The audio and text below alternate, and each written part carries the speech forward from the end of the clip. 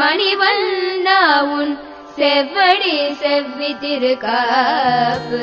தமிழக வரலாற்றுடன் பின்னி பிணைந்த மிகவும் பழமை வாய்ந்த ஊரான ஸ்ரீவில்லிபுத்தூர் தமிழ்நாட்டில் விருதுநகர் மாவட்டத்தில் மேற்கு தொடர்ச்சி மலையின் அடிவாரத்தில் அமைந்துள்ளது.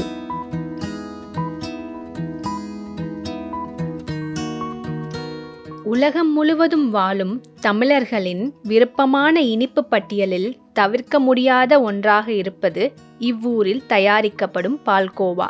இன்றளவும் இது உலக புகழ் பெற்றது.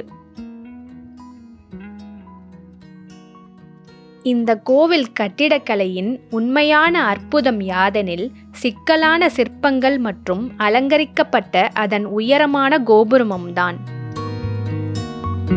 நாம் இந்த தொகுப்பில் ஸ்ரீவில்லிபுத்தூர் ஊரின் பெயர் காரணத்தையும் இங்கு குடிகொண்டுள்ள ஆண்டாள் கோவிலின் வரலாற்றை பற்றியும் பெரியாழ்வாரின் வம்சாவளியாகிய வேதபிரான் பட்டர் திரு ஏ. சுதர்சன் சுவாமி அவர்களிடம் கேட்டு தெரிந்து கொள்ளலாம்.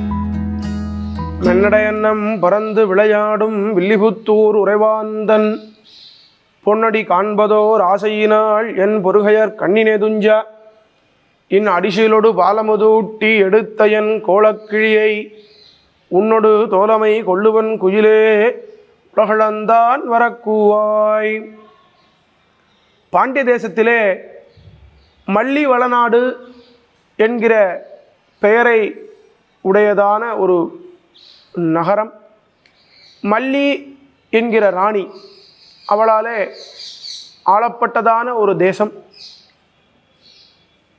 அதிலே ஒரு சிறிய ஊர் புத்தூர் என்று புற்றாலே நிரம்பப்பட்டதான ஊர். மல்லி நாணியினுடைய குமார்கள் வில்லி கண்டன் என்று இருவர்கள். அவர்கள் இருவரும் வேட்டை மார்க்கமாக இந்த புத்தூரை அடைகிறார்கள்.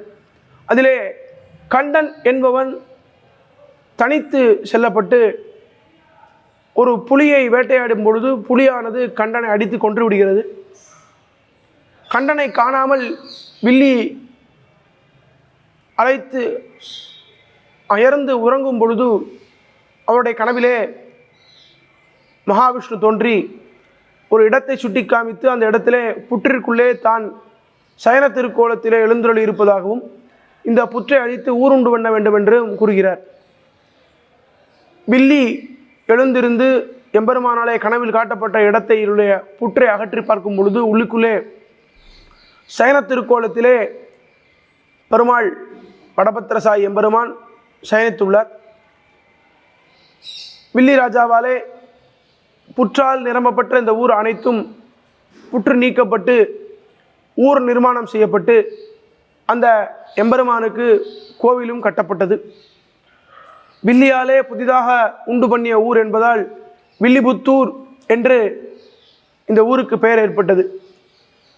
எம்பெருமான் வடபத்திரசாயி எம்பெருமான் அழகியதான ஒரு மாடக் கோவிலை வில்லியாலே கட்டப்பட்டது. வில்லிராஜாவினிடத்திலே பெருமாள் அசரீரி வாக்காக தனக்கு நித்திய மாத வருடாந்திர பூஜைகள் நடத்துவதற்கு அந்தணர்களை குடியேற்ற வேண்டும் என்று கூறுகிறார். ஸ்ரீரங்கத்திற்கு அருகில் திருவள்ளரை என்கிறதான ஒரு திவ்யதேசம். அந்த திவ்யதேசத்திலே இருக்கக்கூடிய அந்தணர்களை கொண்டு வந்து இங்கு குடியமர்த்தி நித்திய பூஜைகள் எல்லாம் செய்ய வேண்டும் என்று எம்பெருமான் கூறுகிறார். வில்லி மகாராஜா திருவள்ளரை சென்று திருவள்ளரையில் உள்ள பூர்வசிகை அந்தணர்கள் 300 குடும்பத்தைச் சேர்ந்தவர்களை வில்லிபுத்தூர் அழைத்து வருகிறார். அவர்களுக்கு பிரம்மதேயங்களாக நிலங்கள் வழங்கி அவர்களுக்கு அக்ரஹாரங்களை எல்லாம் அமைத்து கொடுத்து அவர்களை கொண்டு நித்திய நைமித்திக பூஜைகள் எல்லாம் செய்கிறார். அவர்களிலே ஒருவர் முகுந்தபட்டர் என்பவர். முகுந்தபட்டர் பத்மாவதி என்கிற தம்பதிகள். இவர்களுக்கு 5 குமாரர்கள். இவர்களுடைய 5வது குமாரராக சாக்ஷாத் கருடனுடைய அம்சமாக ஒரு குழந்தை பிறக்கிறது. அந்த குழந்தைக்கு முகுந்தபட்டர் விஷ்ணுசித்தர் என்று பெயர் சூட்டுகிறார். அந்த விஷ்ணுசித்தர் தான் பெரியாழ்வார். கோதை பிறந்த ஊர், கோவிந்தன் வாழும் ஊர் என்று எல்லோராலும் போற்றி புகழப்படும் ஊர்தான் இந்த ஸ்ரீவில்லிபுத்தூர்.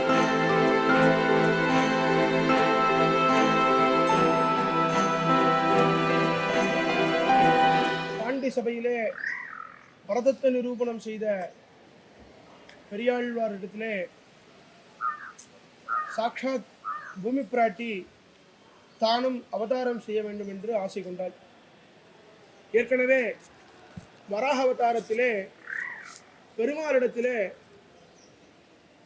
பூமியிலே அவதாரம் செய்து நாம சங்கீர்த்தனம் செய்து எம்பெருமானை அடைய வேண்டும் என்று பெருமாள் கூறியிருந்தால் பூமி பிராட்டிக்கு, தாயார் அதை தன்னுடைய முந்தியிலே முடிச்சாக வைத்துக் கொண்டு காத்திருந்தால் ஒரு தகப்பனார் கிடைப்பதற்காக.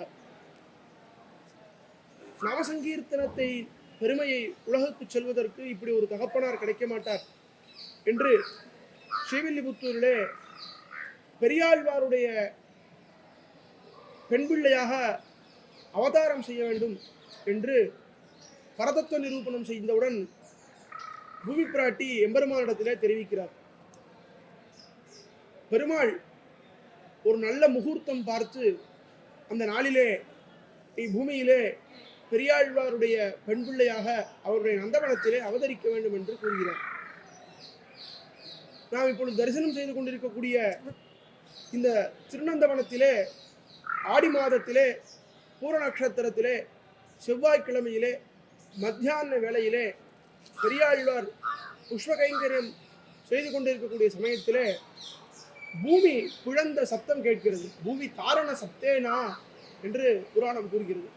பூமி பிழந்த சத்தம் கேட்டவுடன் வேகமாக ஓடி வந்து பெரியாழ்வார் பார்க்கிறார். துளசியின் அடியிலே 5 வயது குழந்தையாக பஞ்சவருஷா திவ்ய ரூபா திவ்யாபரண பூஷிதா என்று கழுத்திலிருந்து கால் வரை அனைத்து ஆபரணங்களையும் சாற்றிக் கொண்டவளாக பிராதுர்பூயாத் வசுந்தரா என்று புராணத்திலே சுந்தரஹா அதீத சுந்தரஹா வசுந்தரஹா மோஸ்ட் பியூட்டிஃபுல், அழகுக்கு நிகராக வேறு யாரையும் கூற முடியாத ஒரு அழகாக 5 வயது குழந்தையாக ஆண்டாள் அவதாரம் செய்கிறார். அந்த குழந்தை பெரியாழ்வார் பார்த்தவுடன் அந்த குழந்தை பெரியாழ்வார் காலிலே விழுந்து நமஸ்காரம் செய்கிறது. நமஸ்காரம் செய்தவுடன் நீ யார் என்று பெரியாழ்வார் கேட்கிறார். மாதாசே துளசி பிதா ஏதிதவ ஸ்ரீ விஷ்ணுசித்தோ மகான், இந்த துளசியினுடைய தாயார் நீர்தான் என்னுடைய தகப்பனார் என்று கூறுகிறது. திடீரென்று ஒரு குழந்தை தன்னை பார்த்து நீர்தான் தந்தை என்று கூறியவுடன் அவர் சரீரம் நடுக்கம் ஏற்படுகிறது. இருந்தாலும் அந்த குழந்தையை பார்த்தவுடன் அந்த குழந்தையிடத்திலே அவருக்கு ஒரு தகப்பனார் பெண் என்ற பாவம் ஏற்பட்டு அந்த குழந்தை 2 கையையும் தூக்கி காண்பிக்க தன் 2 கையையும் குனிந்து அவர் காமித்து அந்த குழந்தையை தூக்கி கொண்டு தான் தினந்தோறும் கைங்கரியம் செய்யக்கூடிய வடபத்திர சாயின் இடத்திலே சென்று விண்ணப்பிப்பதற்காக செல்கிறார். வடபத்திர சாய் எம்பெருமான் இடத்திலே அந்த குழந்தையை கீழே கிடத்தி எம்பெருமான் இடத்திலே பிரார்த்தனை செய்கிறார். பெருமாள் அசிரிரி ரூபமாக, அதாவது அசிரிரி என்றால் சப்தம், சப்த ரூபமாக பெருமாள் கூறுகிறார். சாக்ஷாத் பூமி பிராட்டி அவதாரம் செய்துள்ளார். கோதை என்று பெயர் வைத்து வளர்த்து வாரும், உமக்கு அநேக மங்களம் உண்டாக கடவுது என்று வடபத்திரசாய் எம்பெருமான் அசிரிரி ரூபமாக பெரியாழ்வாருக்கு கூறுகிறார். உடனே அந்த குழந்தையை தூக்கி சென்று தன்னுடைய இல்லத்திற்கு செல்கிறார். பெரியாழ்வாருடைய மனைவியின் பெயர் விரஜை. பெரியாழ்வார் முகுந்த பட்டருக்கு 5வது குமாரர். அவருக்கு முன்பு 4 ஆண் மகன்கள். இந்த 4 ஆண்களுக்கும் 4 ஆண் வாரிசுகள் உள்ளது. பெரியாழ்வாருக்கு மட்டும்தான் குழந்தை இல்லை. ஆண்டாள் நாச்சியாரே ஒரு குழந்தை. 5 குடிக்கொரு சந்ததியாய் 5 பேருக்கும் சேர்ந்து ஒரு பெண் பிள்ளையாக ஆண்டாள் தன்னுடைய மனைவியிடத்திலே கொண்டு போய் அந்த குழந்தையை கொடுக்கிறார். தனக்கும் அந்த குழந்தைக்கும் சம்பந்தம் ஏற்படுத்துவதற்காக தாயார் விரஜை தன்னுடைய ஸ்தன்யபானம் என்கிறதான முளைப்பாலை அந்த குழந்தைக்கு கொடுக்கிறார். பெரியாழ்வார் கோதை என்று பெயர் வைத்து கிருஷ்ணாவதார கதைகளை அவளுக்கு கூறி வளர்த்து வருகிறார். தினந்தோறும் புஷ்பம் கட்டும் பொழுதெல்லாம் கிருஷ்ணனுடைய கதைகளை எல்லாம் பூமி பிராட்டியான கோதை கேட்டு வளர்ந்து வருகிறார். அவ்வாறு கேட்டு வளர்ந்து வருகிற அளவிலே கிருஷ்ணனை தவிர வேறு யாரையும் தான் விவாகம் செய்து கொள்ள மாட்டேன் என்று தன்னுடைய தகப்பனாரிடத்திலே கூறுகிறார். விஷ்ணுசித்தர் கூறுகிறார், பெருமாள் விக்கிரக ரூபமாக அல்லவா இருக்கிறார் அம்மா, நீ எவ்வாறு விக்கிரக ரூபமாக இருக்கக்கூடிய எம்பெருமானை கல்யாணம் செய்து கொள்வாய்? நம்மை போன்று மனித ரூபமாக இருக்கக்கூடியவர்களை தான் கல்யாணம் செய்து கொள்ள முடியுமா என்று கூறுகிறாள். அப்பொழுது ஆண்டாள் சொல்கிறாள், நீ கூப்பிட்டா பெருமாள் வருவார்ப்பா, விட்டு சித்தர் தங்கள் தேவரை வல்ல பரிசு வருவிப்பரேன் அது காண்டுமே. நீ பல்லாண்டு பாடினியப்பா, நீ கூப்பிட்டா பெருமாள் வரமாட்டாரா? நீ கூப்பிட்டா வருவார். அதனால மானிடவர்க்கென்று பேச்சுப்படி வாழுகின்றேன், பெருமாளை தவிர வேற யாரையும் கல்யாணம் பண்ணிக்க மாட்டேன்னு விரதமா இருக்கா. அப்போ பெருமாளை கல்யாணம் பண்ணிக்கிறதுக்குண்டான உபாயம் என்ன, வழி என்ன அப்படின்னு பாக்குறச்சே விஷ்ணு சித்தர் சொல்றார், கிருஷ்ணாவதார காலத்துல கிருஷ்ணனை அடைவதற்காக கோபஸ்திரீகள் எதுகுல பெண்கள் அனைவரும் ஒரு விரதம் இருக்கிறார்கள். இந்த விரதத்திற்கு காத்யாயனி விரதம் என்று பெயர். அதாவது மார்கழி மாதத்திலே இருக்கக்கூடிய விரதம். அந்த விரதம் இருந்தால் எம்பெருமான் அனுகிரகம் பண்ணுவார் என்று அப்பா கூறுகிறார்.